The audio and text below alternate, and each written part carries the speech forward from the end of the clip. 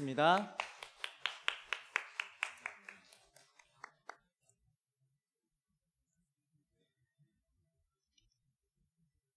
우리의 삶의 모든 순간, 모든 구석구석마다 진정 하나님이 기뻐하시는 참된 부흥이 임하기를 소망합니다.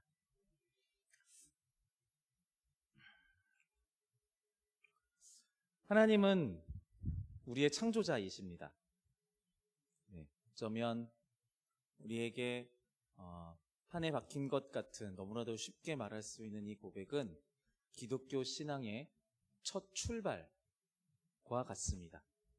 우리가 우연히 태어난 존재가 아니라 만들어진 존재라는 것, 그리고 우리를 만드신 그 분이 어떠한 의도와 목적을 가지고 만드셨다라는 것.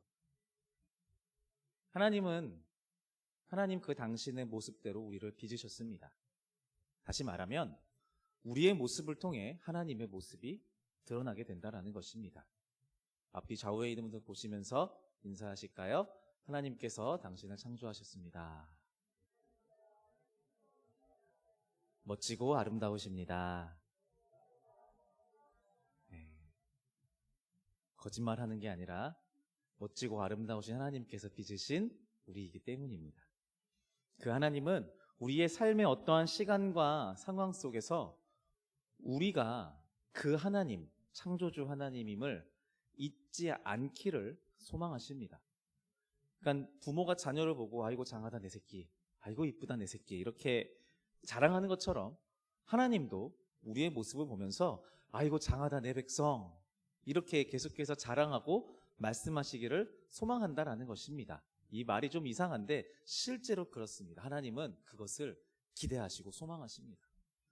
그러니까 다시 말하면 하나님은 우리가 어떤 존재인지 우리 스스로 기억하며 살기를 바라십니다. 내가 누구인지, 내가 어디에서 왔는가를 찾으려면 어떻게 하면 좋을까요? 누가 나를 이곳에 보냈는가? 누가 내 인생의 주권자인가를 찾고 기억하면 되는 것입니다. 하나님이 우리의 창조자이시고 내가 하나님으로부터 창조받은 피조물이라는 것을 믿을 수 있다면 내가 누구인지, 내가 왜 이곳에 있는지를 알 수 있게 된다는 거죠. 하나님에 대해서 알면 됩니다. 성경의 무수히 많은 곳에서 하나님은 저와 여러분들을 빚으시고 가꾸시고 키우시고 인도하시고 책임지시는 영적 부모라고 하나님 자신을 소개하십니다. 성경 속 많은 신앙 선배들 역시 그 창조주 하나님이 누구신지를 궁금해하고 알고 싶어 했습니다. 자연스러운 반응인 거죠. 묻기도 하고요. 스스로 찾으려고 애를 쓰기도 하고요. 때로는 그 하나님이 말씀하시지 않고 나타나지 않으셔서 삐지고 토라지기도 하고요. 때로는 원망도 하면서 도대체 여호와 하나님 당신은 누구십니까? 어디에 계십니까? 라고 묻고 찾습니다. 하나님은 그러한 하나님의 백성들의 간절함에 응답하시면서 하나님의 하나님 되심을 드러내기 시작하십니다. 그러니까 나타나신다는 거죠. 나 여기 있어. 나 이런 하나님이야 라고 자신을 찾는 백성들에게 나타내시기 시작하십니다. 하나님이 자신을 나타내시는 지금 말씀드린 이 방법을 통해서 신자들은 하나님을 만나게 되고요. 이 방법을 통해 신자들은 하나님의 음성을 듣게 되고요. 이 방법을 통해 신자들은 나와 함께 하시는 하나님이 어떤 하나님이신지 조금이나마 알고 이해하게 됩니다. 이 방법이 무엇일까요? 제사입니다. 제사.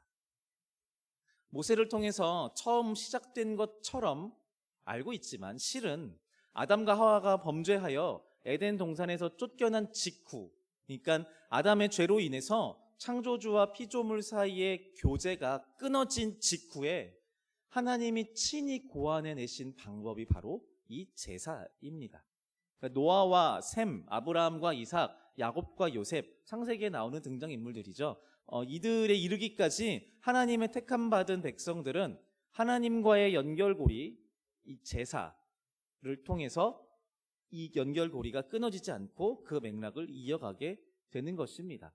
처음에는 어떤 모델 같은 것들이 없고 어떤 이렇게 고안서 같은 것이 없는 그냥 단을 세워서 하는 제사.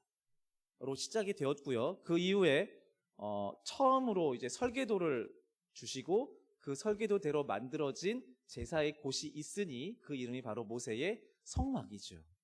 그리고 이후에 다윗의 아들인 솔로몬이 하나님께 처음으로 성전을 건축하게 됩니다. 정리하자면 하나님은 당신의 자녀들에게 영적 아버지인 하나님 당신이 누구신지 알려주기 위해서 이 제사라는 방법을 사용하십니다. 신자들은 이 제사를 통해서 하나님이 누구신지를 알고 그의 백성, 자녀된 자신들이 어떻게 살아야 하는지에 대해서 알게 됩니다. 제사를 통해서요. 물론 이 제사는 지금 저와 여러분들이 드리는 예배의 모델이 되는 것이 분명합니다. 우리는 예배를 통해서 하나님이 누구신지를 알게 되고요. 예배를 통해서 내가 누구인지를 알게 되고요. 더 나아가서 내 옆 사람이 어디에서 온 존재인지를 알게 됩니다. 하나님은 예배를 통해 우리에게 이러한 근본적인 것들을 가르쳐 주십니다.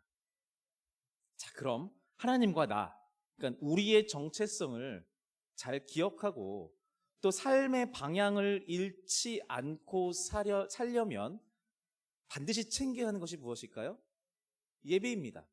예배를 통해서 하나님을 정확하게 알고 깊이 있게 교제하고 그 연결고리를 아주 단단하게 하면 우리의 삶에서도 당연히 성공할 수 있게 되죠. 자, 그러면 성경에서 말하는 예배를 잘 드리는 노하우가 있는지 그걸 찾아보려고 하는데요. 먼저 좀 반대로 성경에서 기록하는 예배에 실패한 사람들의 케이스를 먼저 좀 살펴보려고 합니다. 예배에 실패한 사람들. 지난 주일에도 이런 얘기를 좀 했었는데요. 별 차이는 없어요. 사실 우리랑 그렇게 별 차이가 없는데요. 실패한 예배의 모양들을 성경에 기록되어 있는 예배에 실패한 사람들의 모양을 살펴보면 우리가 그렇게 살지 않으면 되거든요. 그렇게 예배하지 않으면 되거든요. 반면 교사를 삼자라는 거죠. 그래서 그런 케이스를 좀 함께 살펴보고자 합니다. 먼저 구약 성경 이사야 1장 13절의 말씀인데요. 같이 한번 읽어보도록 하겠습니다. 시작.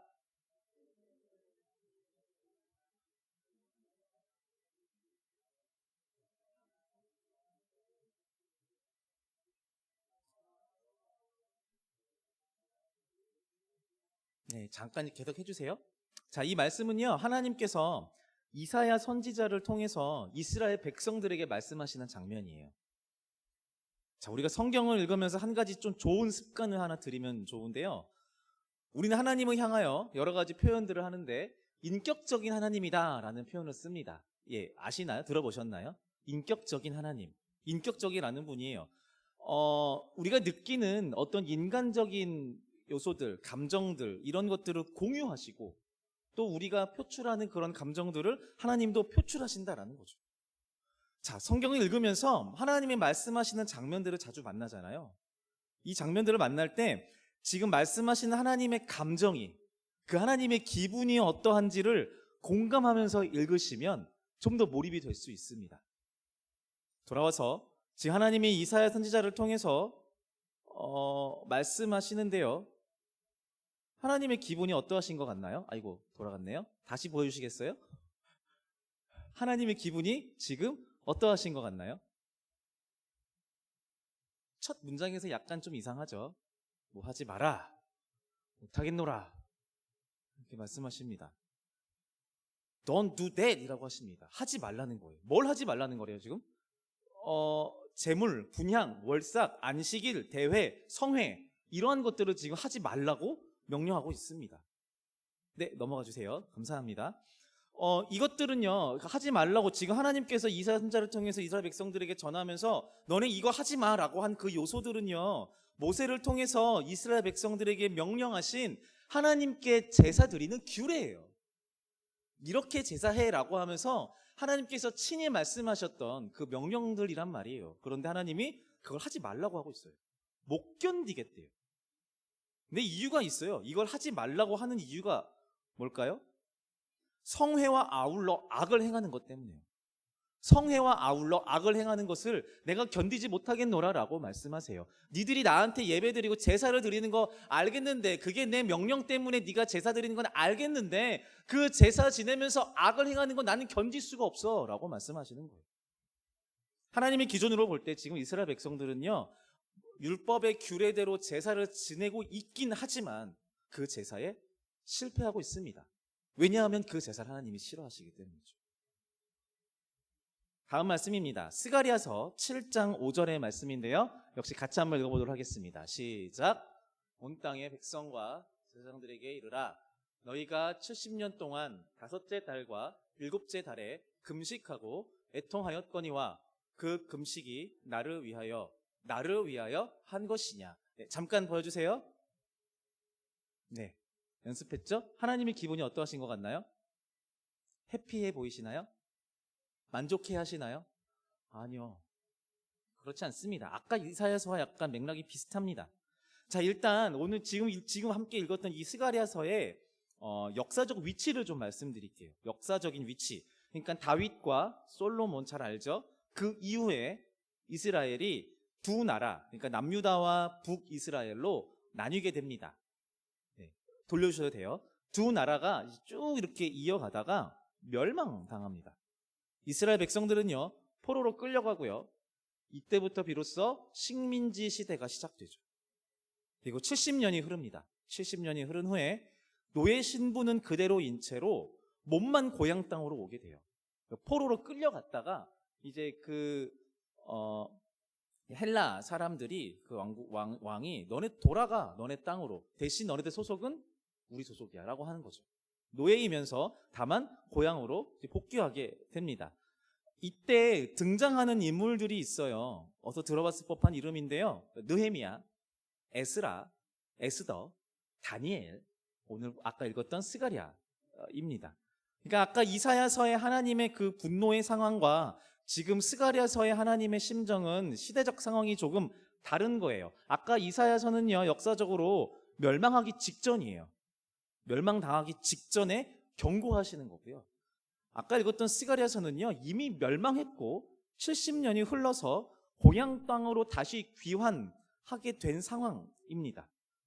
자, 말씀을 다시 보면요, 스가랴를 통해서 하나님의 말씀을 듣는 이스라엘 백성은요, 지금 예루살렘, 황폐화된 예루살렘에 와 있어요. 멸망해서 다 무너져버린 그 예루살렘, 자신들의 고향, 하나님의 집이라고 성전이 있었던 그 예루살렘에 지금 와 있어요. 그래서 이제 우리 정신 차리고 다시 살아보자라고 하면서 영적인 기반을 쌓고 다시는 하나님을 떠나지 말자라는 결단과 함께 율법을 지키고 살자라는 굳건한 결단과 함께 다시 성전을 재건하려고 해요. 성전을 건축하려고 하는데요, 스가랴를 통해서 하나님이 이 말씀을 하시는 거예요. 니들이 지난 70년 동안, 포로로 끌려가 있는 70년 동안 금식했지. 그거 율법에 나와 있는 명령이라고 한 거 맞지? 나라 잃고 포로로 끌려가서 슬프다고 금식했지? 그거 정말 나를 위해서 한 거야? 그 금식 정말 나를 위해서 한 거야? 절박한 심정 가운데 금식하며 기도했다지만 이 역시도 하나님의 마음에 들지 않는 기도였었던 거예요. 이 시대의 기도와 제사도 이사야 시대와 마찬가지로 똑같이 실패했습니다. 금식하며 기도했던 그 기도도 하나님 받지 않으십니다. 자, 전에도 제가 말씀드린 적이 있는 것 같은데요. 모세의 이제 출애굽 이후로 율법을 받은 이후 이스라엘 백성들이 하나님의 명령으로 율법을 받아서 그 명령을 받은 이후로 이스라엘 백성은요, 하나님을 향한 제사, 이 제사를 한 번도 멈춘 적이 없는 민족이에요. 오해하시면 안 돼요. 그러니까 성경에 보면 하나님을 떠났던 수많은 왕들이 있잖아요. 그때 제사, 그러니까 그들의 종교를 완전 다 버리고 여호와 종교를 다 버리고 그냥 우상 숭배만 했었던 게 아니에요. 이들은 그들이 알고 있는 율법에 기록되어 있는 명령인 제사를 계속 했어요. 멈추지 않았어요. 글자 그대로 적힌 이 제사는 꼬박꼬박 챙겨서 제물 잡고 대제사장 세우고 향 피우고 진설병 만들어서 하나님께 드린다 하면서 제사를 지냈다라는 말입니다. 선지자를 통해서 갖은 욕이라는 욕을 다 먹고 경고를 들으면서도 이 몇백 년 동안 이 백성들은, 이스라엘 백성은 하나님을 향한 제사를 멈추지 않았어요. 대단하죠. 끈기 있습니다. 근데 무식합니다. 왜요? 이미 하나님은 이 제사를 싫어하시고 구역질 난다고 분노하고 계신데 끈덕지게 그 제사를 놓지 않고 제사를 드리고 있는 거예요. 왜 그랬을까요? 하나님을 위해서 최고를 드리는 것이 이 제사라고 믿고 있는 거예요. 이거보다 더한 방법이 없다라고 굳게 믿고 있는 거예요. 이 제사를 드리면 모든 것이 괜찮아질 거다라고 믿고 있는 거예요. 그래서 하나님이 안 받으시는 제사를 한답시고 매번 금식하고 모이고 그렇게 보냈던 겁니다. 이스라엘은 제사를 드리지만 하나님은 한 번도 제사다운 제사를 받지 않으신 거예요. 말라기에서는요, 하나님께 드리는 이스라엘 백성의 제사를 향하여 똥이라고 표현합니다. 성경에 그렇게 써 있어요. 똥이라는 단어가 있어요. 똥이라고 표현하십니다. 그리고 그렇게 말씀하세요. 내가 그 똥을 너희들의 얼굴에 발라버릴 거야 라고 하세요. 하나님이 받으셔야 하는 제사, 그 전에 하나님을 알고 나를 알기 위해 드리는 제사에 하나님과 하나님 나라의 가치관이 전혀 드러나지 않았으니 이 제사들은 실패한 거예요. 이스라엘 백성은 몇백 년이 흐르는 동안 하나님께 드리는 제사, 지금부터 제사라는 표현을 예배로 바꾸겠습니다. 이스라엘은 하나님께 드리는 예배에 대부분 성공하지 못합니다. 하나님을 드러내야 하는 예배에 실패했기 때문에 그들은 자신들이 누구인지, 하나님이 누구인지, 이 모든 역사가 어디로부터 시작되었는지 모르고 살아갑니다. 성경에서는 이러한 상태를 가리켜서 뭐라 그래요? 타락했다라고 해요. 내가 누군지 모르고 하나님이 누군지 모르는 인생은 타락한 인생입니다. 이스라엘의 타락은 예수님 시대에 들어와서 바리새인과 율법학자와 같은 종교적 가불관계라는 괴물을 만들어냅니다. 돌아와서 예배에 실패한 이스라엘, 그러니까 하나님이 받지 않으셨던 이스라엘의 예배의 근본적인 원인이 무엇인지를 찾으려고 하는 건데요. 이 시대를 살아가는 우리가 이스라엘을 답습하면은 안 되기 때문입니다. 그럼 우리도 그 예배에 실패하게 되는 거죠. 예배드리기 위해 모였는데 이런 반면교사를 통해서 예배에 실패한 이유들을 알아야지 우리도 그것을 답습하지 않지 않겠습니까? 그럼 우리는 이것들을 통해서 예배의 성공에 가까워질 수 있는 건데요. 자, 그럼 이거를 함께 좀 찾아보겠습니다. 스가랴서 7장 9절로 11절의 말씀인데요. 같이 한번 읽어보도록 하겠습니다. 스가랴서 아까 제가 말씀드렸죠. 어떤 배경인지요. 같이 읽어볼게요. 시작. 만군의 여호와가 이같이 말하여 이르시기를 너희는 진실한 재판을 행하며 서로 인애와 긍휼을 베풀며 과부와 고아와 나그네와 궁핍한 자를 압제하지 말며 서로 해하려고 마음에 도모하지 말라 하였으나. 네. 다음 호세아서에 있는 말씀 같이 또 읽어보도록 하겠습니다. 시작. 나는 인애를 원하고 제사를 원하지 아니하며 언제보다 하나님을 아는 것을 원하노라. 다음 미가서 6장 8절의 말씀입니다. 시작. 사람아, 주께서 선한 것이 무엇임을 내게 보이셨나니 여호와께서 내게 구하시는 것은 오직 정의를 행하며 인자를 사랑하며 겸손하게 내 하나님과 함께 행하는 것이 아니냐. 몇 개만 추려봤습니다. 포인트가 무엇인지를 잡으신 분도 계실 것 같아요. 하나님의 예배와 제사에 관련된 하나님의 관심은 지금 누구에게 있습니까? 예배와 제사를 맡은 제사장이 있나요? 레위인들에게 있나요? 아니요. 하나님의 관심은요, 과부와 고아와 나그네 궁핍한 자에게 하나님의 눈을 맞추고 있습니다. 무엇을 요구하고 계신가요? 좀 더 정결한 제물, 풍성한 예물, 더 빛나는 번쩍번쩍한 제단을 요구하고 계신가요? 아니요. 인애, 하나님을 아는 것, 정의, 인자, 겸손, 듣는 마음, 하나님과의 동행을 요구하고 계십니다. 이것이 너희들이 몇백 년 동안 율법의 명령이랍시고 지켜온 그 수백 번, 수만 번의 제사보다 훨씬 중요하다고 말씀하십니다. 정해진 시간에 정해진 규례대로 드려지는 이스라엘 백성의 제사와 그 예배가 중요하지 않다라는 것이 아닙니다. 그 예배가 하나님께 진정 향기롭게 드려지는 전제 조건은 이스라엘 백성들의 삶에서 사람을 향한 생명의 가치가 드러나야 한다라는 거예요. 사람에 대해서 1도 관심 없으면서, 내 옆 사람과 이웃에 대해서 1도 조금도 관심이 없으면서 하나님만을 향해서 고개를 쳐들고 있는 이스라엘을 향해서 하나님은 분노로 쏟아내고 계시는 거예요. 내 관심은 온통 너희 옆에 있는 핍박받고 낮은 곳에 있는 이웃들인데, 내 시선은 생명의 위협을 당하고 있는 너희 바로 옆에 이웃에게 향하고 있는데 너희는 어디로 쳐다보고 있는 거냐? 내 관심은 오로지 내 백성들인데 왜 너희들은 내 백성들을 외면하고 오히려 핍박하고 겁탈하고 있는 거냐? 부익부 빈익빈이 당연하다고 생각하면서 지키려고 애쓰는 그 금식을 내가 좋아할 것 같으냐? 그딴 식으로 사는 너희가, 이렇게 제사하는 너희가 어떻게 나 여호와를 알겠으며 그런 너희가 어떻게 너희 자신을 알겠느냐? 라고 분노하시는 거예요. 그래서 하나님은 이들의 예배를 받지 않으십니다. 정확하게 말하면 이게 예배가 되어서는 안 됩니다. 이것이 예배가 되어서 혹시 하나님이 받으신다면 하나님의 선하심과 영광에 심각한 영향을 끼치게 되는 거죠. 받으시면 안 됩니다. 사랑의 하나님, 정의의 하나님, 공의의 하나님이라고 찬양하는 그 하나님의 이름에 먹칠을 하게 되는 거니까요. 자, 그럼 구약의 이야기를 쭉 했잖아요. 그렇게 하나님께서 분노하시고 경고하시고 선지자들을 통해서 정신 차리라고 매질을 하시고 이렇게 하셨어요. 이 하나님의 음성을 듣고 이스라엘 백성들은 정신을 차리느냐? 과연 성경 구약 성경 마지막인 말라기인데요. 이 말라기가 지나고 400년이 지난 다음에 그들이 기다리던 메시아가 오십니다.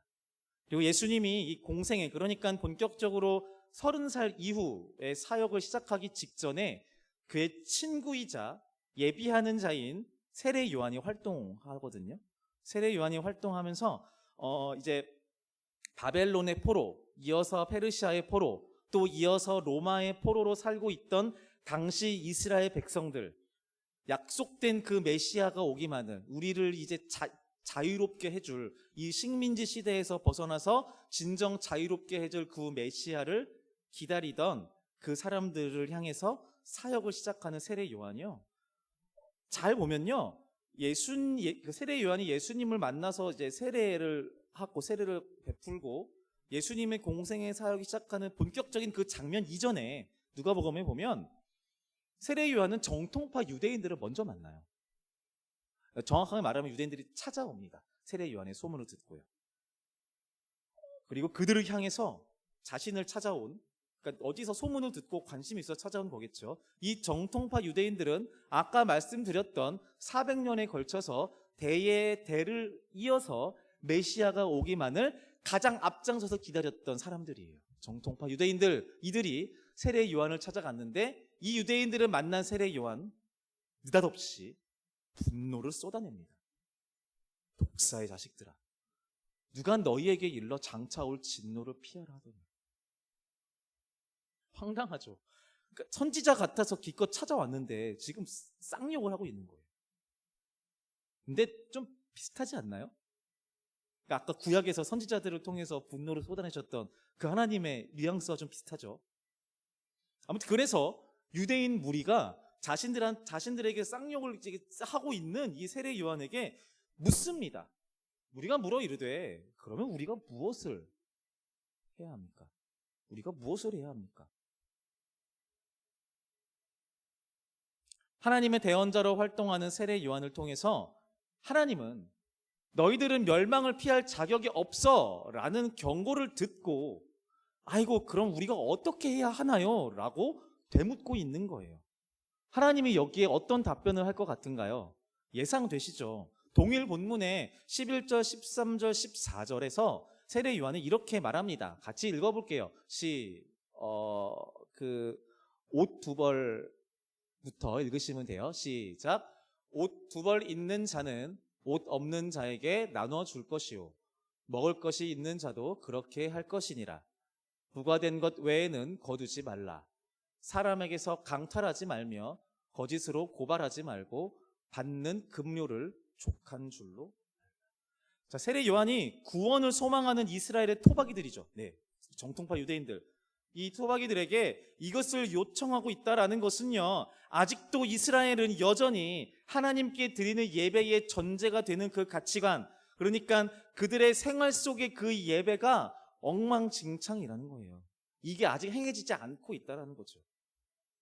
다가올 진노를 피하려면 우리가 어떻게 해야 되나요? 라고 묻는 유대인들에게 세례 요한이 하는 말이, 너네 주변에 있는 이웃들한테 좀 더 신경 써라고 하고 있잖아요. 그 말은 뭐예요? 그 긴 시간 동안 이들은 조금도 나아지지 않은 거예요. 똑같은 거예요. 이웃들한테 관심이 없고 자신들 옆에 있는 낮고 천한 그 사람들을 구제해 주기는커녕 그들의 갑 관계가 되어서 핍박하기만 했던 사람들이라는 거죠.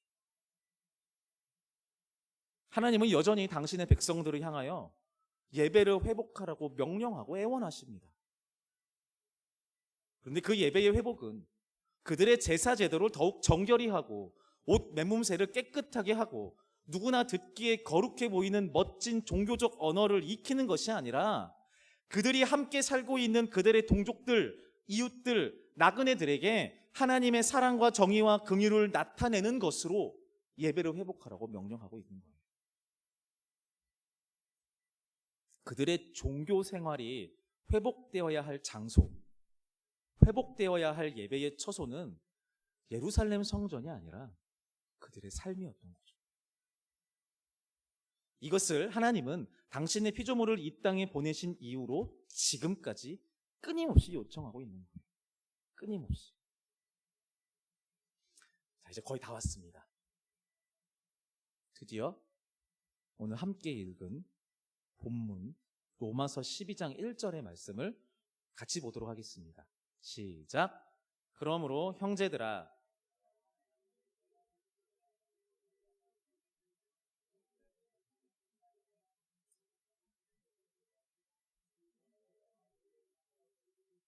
잠깐만 계속 보여주시죠. 몇몇 분들은 이 멋진 말씀을 암기하시는 분들도 계실 거고요. 제일 좋아하는 말씀이라고 갖고 다니시는 분들도 계실 것 같습니다. 이 다음 말씀도 우리한테 참 유명합니다. 너희는 이 세대를 본받지 말고, 그 말씀이죠. 여러분, 지금 함께 하나님의 말씀을 구약과 신약의 예수님 시대의 예배에 대한 하나님의 갈망, 소원에 대한 이야기를 듣고 로마 교회를 향한 바울 사도의 이 편지의 내용들을 어떻게 읽고 계십니까? 혹시 아직도 우리가 드릴 영적인 예배의 장소와 시간을 찾고 계신가요?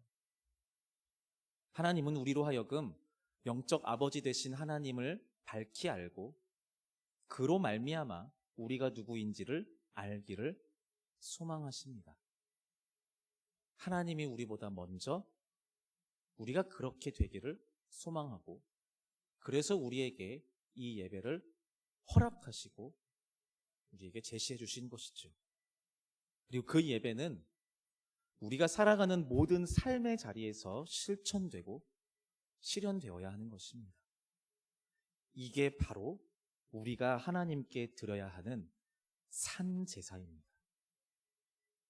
산제사, 산예배. 우리 주변의 이웃들에게 살아계신 하나님께 기쁨으로 드리는 참된 예배의 예물로서 우리의 삶이 넉넉히 온전하게 드려지는 것. 살아있는 나의 일상의 순간순간 속에 하나님의 도움이 진정으로 필요한 사람들을 향해서 눈을 맞추는 노력을 담아내려는 그 노력. 정의가 무너져 핍박받는 사람들의 편이 서기 위해서 자신의 손해를 기꺼이 감수할 수 있는 용기. 내가 좋아하고 나를 아끼는 사람들 안에서만 머물며 좋은 인상을 남기기 위해 애쓰는 것이 아니라 사회의 악으로 인해 고통받는 사람들의 이야기를 기억하기 위해 고민하고 노력하려는 열정. 하나님은 이러한 삶을, 하나님은 이러한 예배를 기뻐 받으십니다. 살아있는 삶을 드리는 이 예배가 바로 산예배, 리빙 세크리파이스입니다. 바라기는 세상 가운데 저와 여러분들 같은 크리스찬들이 부끄러움을 만들어내는 사람들이 아니라 세상 속에 빛과 소금을 자처하여 하나님의 뜻을 담아내고 하나님의 나라를 맛보게 하는 생명의 통로가 되기를 소망합니다. 이제 우리가 함께 찬양하면서 말씀을 기억하며 기도하기를 원하는데요. 우리가 잘